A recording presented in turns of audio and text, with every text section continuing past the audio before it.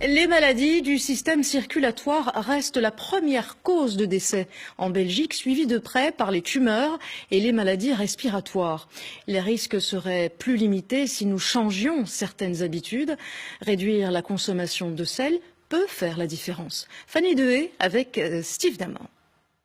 Voici l'un des responsables des 30 000 décès dus aux maladies cardiovasculaires recensés en Belgique en 2014.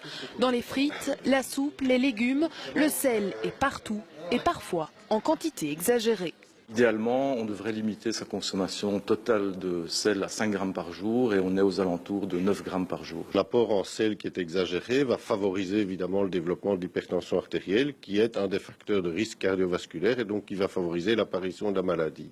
Hypertension, manque d'activité physique, mauvaise alimentation, autant de facteurs qui contribuent aux problèmes artériels, mais il en existe d'autres. L'âge, on en a parlé tout à l'heure, le fait d'être un homme malheureusement, le fait d'avoir trop de tension artérielle, le fait d'avoir trop de cholestérol et le fait de fumer, évidemment, sont des facteurs qui vont accélérer la maladie.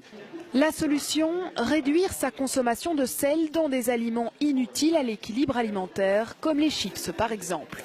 Il faut vraiment cibler les aliments sur lesquels vont se porter la réduction de la consommation de sel. Donc on peut garder du pain complet par exemple, même s'il est salé, et surtout augmenter sa consommation de végétaux parce que le potassium qu'ils apportent va limiter les effets du sel sur la pression sanguine.